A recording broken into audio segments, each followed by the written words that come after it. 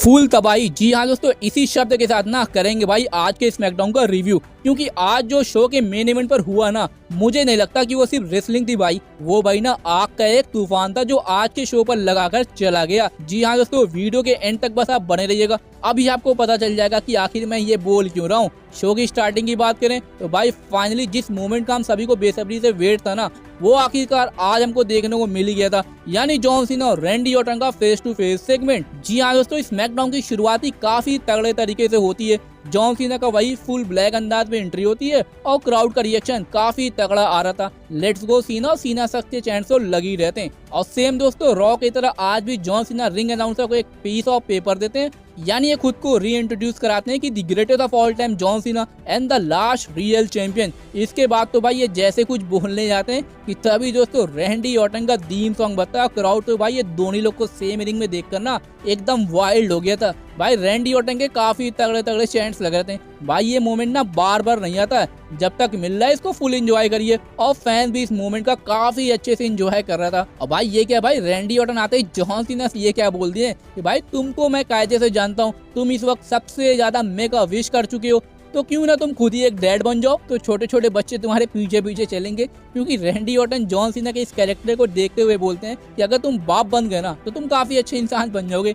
लेकिन John Cena का mood तो भाई कुछ और ही था। इनका कहना कि भाई तुम्हारी हिम्मत कैसे हुई ये बात बोलने की। मैं बाप इसलिए नहीं बना ना क्योंकि 25 सालों से मैं भाई तुम सभी के बच्चों को पाल रहा हूँ। क्योंकि यानी जो जॉन सीना मेगा विश करते हैं ना, बच्चों के साथ मिलते हैं कि क्या करना है, कभी नेवर गिव अप नहीं करना है। यानी जॉन सीना उनके फादर पर भी शॉट लेते हैं कि तुम लोग के बाप लूजर हैं और मैं तुम लोगों को पालते हुए आया हूँ कि कैसे जीते हैं। इसी में भाई ना एक बच्चा उनको एक मिडिल फिंगर भी दिखाने लग गया था, लेकिन जॉन सीना उस बच्चे को भी कुक कर देते हैं। और ये भाई लगे हुए थे भाई सभी की धज्जियां उड़ाने में। इसके बाद दोस्तों रैंडी ऑर्टन को फिर से समझाते हुए बोलते हैं कि देख भाई, इनके बिना ना तू कुछ भी नहीं है। तू डब्ल्यू का सुपरस्टार बना इनके ही वजह से, तू हॉलीवुड का सुपरस्टार बना वो भी इनके ही वजह से, और अगर ये नहीं होते तो हम लोग इस वक्त इस रिंग में नहीं होते। भाई बात तो सही है, फैंस की डिमांड ही तो डब्ल्यू को ग्रेट बनाती है, लेकिन रैंडी ऑर्टन तो भूल गए थे भाई कि ये वो वाले जॉन सीना नहीं है जो पिछले 2 डिकेड से इनके साथ थे। इस वक्त भाई ये काफी डिफरेंट है। और इसी पर जॉन सीना इन क्राउड को ना हाइपोक्राइट भी बोल देते हैं कि सब उसी एनर्जी के साथ मुझे चैंट्स भी करते हैं और उसी एनर्जी के साथ सीना सक्स से भी चैंट लगाते हैं। अब मुझे ना अब इनकी कोई जरूरत नहीं है और ना ही कभी इनकी जरूरत पड़ी। रैंडी ऑर्टन भाई को समझाते हुए थक चुके थे, लेकिन जॉन सीना तो समझने को तैयार ही नहीं थे कि तभी रैंडी ऑर्टन बोलते हैं कि अगर तू सही में लास्ट रियल चैंपियन है ना तो इस टाइटल को डिफेंड कर और इसी वक्त। लेकिन जॉन सीना मना कर देते कि नहीं, मैच होगा लेकिन बैकलैश में आपके होम टाउन में होगा, ताकि जब मैं आपको हराऊं ना तो आपके पास कोई भी एक्सक्यूज ना हो। और इसी के बाद दोस्तों जॉन सीना रैंडी ऑर्टन पर अटैक करना शुरू कर देते हैं, लेकिन ये फिर से जैसे टाइटल से अटैक करने जाते हैं ना कि तभी रैंडी ऑर्टन इनके ऊपर RKO आउट ऑफ नोवे लगाकर उनको वहीं ढेर कर देते हैं। इसके बाद दोस्तों ये फिर से टाइटल को उठाते हुए रेस करते हैं और ये सेगमेंट फिर वहीं से एंड हो जाता है। भाई बैकलैश के लिए इनका मैच तो ऑफिशियल हो गया अनडिस्प्यूटेड चैंपियनशिप के लिए। और अब क्या रैंडी ऑर्टन अपना 15 नंबर कैप्चर कर पाएंगे या नहीं, हमको कमेंट सेक्शन में जरूर बताएगा। लेकिन भाई स्टार्टिंग तो स्मैकडाउन की ना काफी जबरदस्त तरीके से हुई है और इसको देखकर तो भाई एकदम ओल्ड स्कूल की वाइब आ रही थी, यानी रैंडी ऑर्टन और जॉन सीना का एरा अब तो शुरू हो चुका है।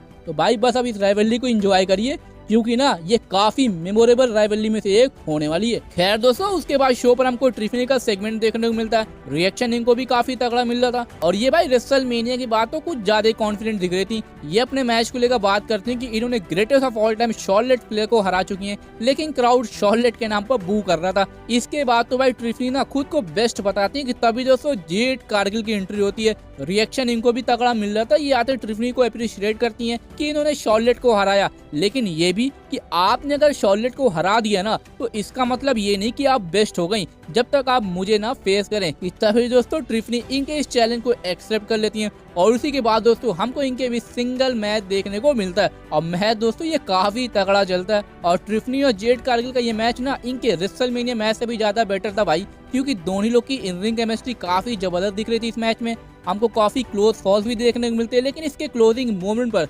नियोमी आकर भाई जेड कारगिल पर अटैक कर देती हैं और ये मैच भाई नो डिस्क्वालिफिकेशन में एंड हो जाता है। भाई मुझे तो लगा था इनकी राइवलरी खत्म हो गई है, लेकिन ये तो भाई अभी भी कंटिन्यू है। खैर दोस्तों, नियोमी जेड कारगिल के ऊपर अटैक करने के बाद जैसे इनका फेस ऑफ ट्रिफनी से होता ना, तो इसके बाद तो भाई ये यहाँ से सरक लेती हैं, लेकिन तभी भाई नाया जैक पीछे से अपना रिटर्न करते हुए ट्रिफनी पर अटैक कर देती हैं और इसके बाद ये लास्ट में इनके ऊपर नाया लेटर भी लगा देती हैं। भाई यहाँ पर नाया जैस को रिएक्शन मिल रहा था तगड़ा वाला, यानी इन्होंने भाई फाइनली यार ट्रिफनी को फिर से स्टेटमेंट दे दिया कि ये इनकी चैंपियनशिप के लिए आ रही हैं। वैसे भाई हारी भी है ये ट्रिफनी से, तो दोबारा इनको रीमैच भी नहीं मिला था, तो इस बार इनको लग रहा है बैकलैश में मिल ही जाएगा। उसके बाद दोस्तों शो पर हमको new United State champion Jacob Fatu देखने को मिलते हैं और सोलो सिक्वा इनके साथ ही थे भाई। और भाई क्या ही तगड़ा पॉप मिल रहा था जैकब फाटू को। फाटू के चैंट से तो भाई पूरा अरीना ही गूंज गया था, लेकिन सोलो सिक्वा ये तो भाई इनके सामने ना अब एकदम फीके फीके से लग रहे हैं। ये भाई जैकब फाटू को as a new United State champion introduce करते हैं और इसके बाद ये इसका क्रेडिट खुद ही लेने लग जाते हैं कि मेरे वजह से ये पॉसिबल हो पाया है, लेकिन क्राउड इनको बू कर रहा था। इनका कहना था कि इन्होंने इनको यहाँ पर लेकर आए, यानी जैकब फाटू को इनको बिल्ड किया और इनके ही वजह से आज ये चैंपियन है। लेकिन तभी दोस्तों जैकब फाटू इनसे माइक छीन लेते हैं और बोलते हैं कि देख भाई, ये बात मैंने पहले भी बोला था कि इस टाइटल को मैं अपनी फैमिली में लाने वाला हूँ। अब मैंने ये भी बोला था कि इस टाइटल को ना जीतने के लिए मैं आपके साथ या आपके बिना भी कर सकता हूँ, और मैंने अकेले करके दिखाया है। और इसी चीज से भाई सोलो सिक्वा खुश नहीं लग रहे थे, यानी भाई धीरे धीरे ना इनके बीच की भी राइवलरी शुरू हो रही है। खैर दोस्तों कि तभी एलए नाइट की एंट्री होती है और ये आते भाई एक्सक्यूजेस देने लग जाते हैं कि मैंने आपके ऊपर बीएफटी लगाया था, लेकिन आपने रोप को टच करके बच गए और इसके बाद आपने मुझे हरा दिया, लेकिन मुझे अब चाहिए इस टाइटल के लिए रीमैच। और तभी दोस्तों ड्रू मैकिंटायर की भी एंट्री हो जाती है। और भाई ये क्या भाई, ये भी इस टाइटल के लिए आए हैं। ये आते भाई पहले डेमियन प्रीस्ट को थैंक्स बोलते हैं इनको इनके फैमिली के सामने एम्बेरस करने के लिए, और इसके बाद इनका एलए नाइट से थोड़ा बहसबाजी होती है। लेकिन ड्रू मैकिंटायर जैकब फाटू से लड़ना चाहते थे क्योंकि ये इनके लिए एक टफ बंदा है, लेकिन मैच तो भाई एलए नाइट को भी चाहिए था। कि तभी दोस्तों निक एल्डिस की एंट्री होती है और ये आते हैं ना इस चीज को ऑफिशियल कर देते हैं कि आज ही स्मैकडाउन पर एलए नाइट वर्सेस मैकिंटायर के बीच में मैच होगा और जो इस मैच को जीतेगा वही जैकब फाटू को फेस करेगा यूनाइटेड स्टेट चैंपियनशिप के लिए। जी हाँ दोस्तों, ये हुई ना बात। तो भाई अब देखते हैं वो कौन होता है जो जैकब फाटू को फेस करता है, लेकिन मैकिंटायर को यूनाइटेड स्टेट चैंपियनशिप के पिक्चर में डालना ये थोड़ा वियर्ड जरूर लग रहा है। खैर दोस्तों उसके बाद शो पर हमको चेल्सी ग्रीन वर्सेस जेलिना वेगा के बीच में वुमेन्स यूनाइटेड स्टेट चैंपियनशिप के लिए मैच देखने को मिलता है। मैच तो भाई ये डिसेंट सही था और यहाँ पर हमको ना अनएक्सपेक्टेड देखने को मिलता है। लास्ट में जेलिना वेगा ग्रीन पर कोड रेड लगाकर पिन करके मैच में विक्ट्री ले लेती हैं। जी हाँ दोस्तों, और इसी के साथ जेलिना वेगा अपनी करियर की फर्स्ट सिंगल चैंपियनशिप को भी जीत लेती हैं। और भाई सही भी है, इनको पुश की जरूरत भी थी। और चेल्सी ग्रीन का ये रन ना मुझे तो भाई काफी बोरिंग लगा। वैसे आपका इस मैच के रिजल्ट को लेकर क्या रिएक्शन था हमको जरूर बताइएगा। उसके बाद दोस्तों शो पर हमको द मिस का सेगमेंट देखने को मिलता है और यहाँ पर दोस्तों ना ये खुद को लेकर बात करने आए थे कि कैसे इस साल का रेसलमेनिया का पार्ट नहीं थे, ना ही इनका कोई मैच हुआ, ना ही इनका कोई भी मेंशन। इसके बाद ये इस चीज को भी रिमाइंड करते हैं कि रेसलमेनिया के मेन इवेंट में जॉन सीना को हराए थे डब्ल्यूडब्ल्यूई चैंपियनशिप के लिए, जो कि कोडी रोड कभी कर ही नहीं पाए। लेकिन फिर भी कोडी रोड को चेयर मिलता है, पायरो मिलता है, वो स्पॉटलाइट मिलती है। भाई बात तो सही है, मिस तो भाई है काफी अंडररेटेड डब्ल्यूडब्ल्यूई सुपरस्टार और ये बंदा ना इस चीज को डिजर्व नहीं करता है। भाई इनको चाहिए अब वही स्पॉटलाइट जो कोडी रोड को मिलती है। यानी इन्होंने भाई इस इंडस्ट्री में इतना सब कुछ किया, 20 साल से ये यहाँ पर हैं, लेकिन अभी भी ना इनको ऐसा रन नहीं मिला जैसा मिलना चाहिए। और इसी चीज को लेकर दोस्तों ये काफी ज्यादा डिसअपॉइंटेड भी थे और एंग्री भी कि ये सब अपॉर्चुनिटी इनको क्यों नहीं मिल रही है। इसके बाद ये लास्ट में अपना फेमस लाइन जैसे बोलते हैं ना, दिस इज ऑसम वाला, कि तभी दोस्तों लाइट ऑफ होती है, एकदम अंधेरा हो जाता है और फिर फाइनली रिटर्न होता है भाई एलेस्टर ब्लैक का। जी हाँ दोस्तों, काफी तगड़ा इनको रिएक्शन मिल रहा था। ये रिंग की तरफ बढ़ते हैं, क्राउड काफी ज्यादा एक्साइटेड था भाई इनको देखकर। लेकिन मिज इनको देखकर जैसे ये बोलते हैं ना कि भाई तुम कौन हो, कि तभी इनके ऊपर भाई ब्लैक मास्क आता है और मिज वहीं ढेर हो जाते हैं। इसके बाद दोस्तों ब्लैक रिंग के बीच में बैठते हैं, लाइट ऑफ होती है और ये सेगमेंट वहीं से एंड हो जाता है। तो चलो भाई फाइनली इनका रिटर्न तो हुआ,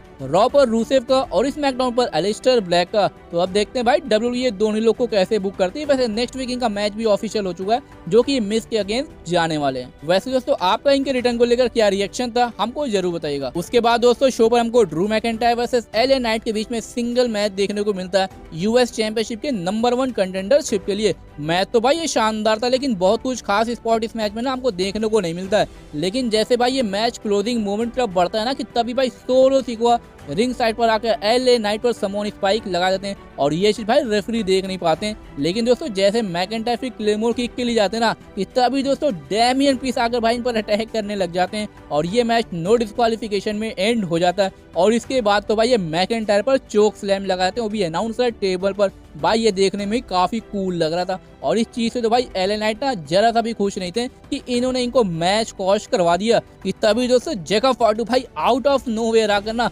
दोनों ही लोग के ऊपर भाई डाइव लगा देते हैं और फिर एक एक करके दोनों लोग के ऊपर मून सॉल्ट भी आता। क्राउड तो भाई फाटू के चैंट्स लगाते जा रहा था।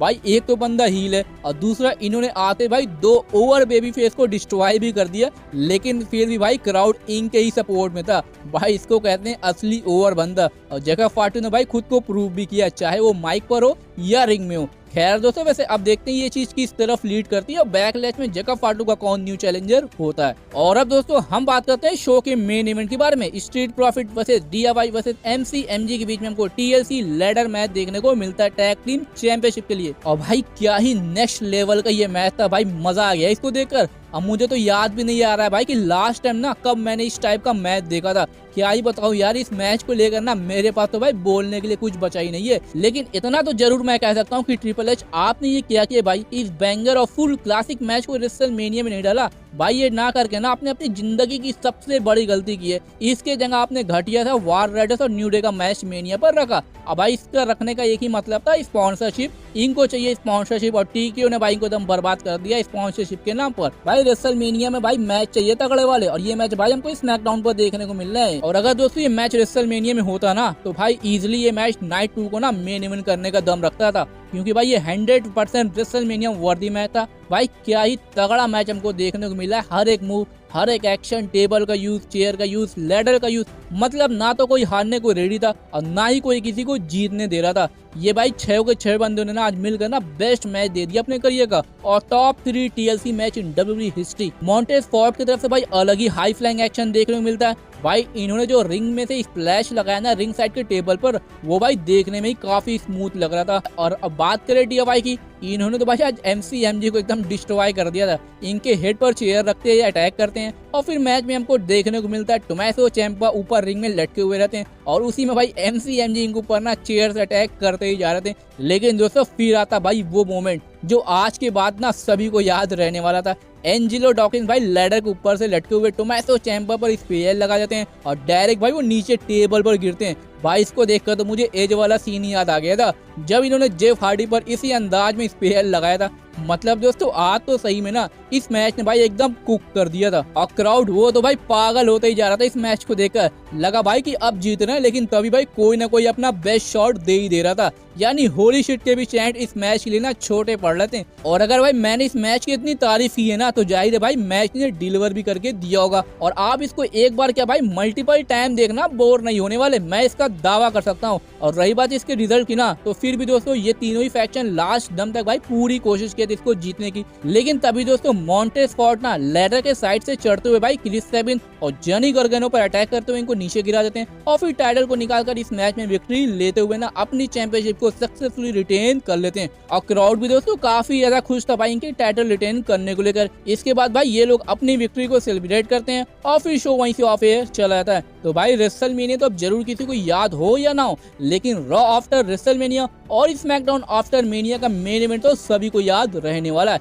क्योंकि इतने टाइम से ना हम लोग ने भाई इस तरीके का मैच जो नहीं देखा था। खैर दोस्तों वैसे आपका इसके मेन इवेंट को लेकर क्या रिएक्शन था और आपको कैसा लगा भाई आज का स्मैकडाउन, हमको कमेंट सेक्शन में जरूर बताएगा। और अगर दोस्तों ये वीडियो अच्छी लगी इसको लाइक और ज्यादा शेयर जरूर करिएगा ऐसी WWE की इंटरेस्टिंग वीडियोस के लिए।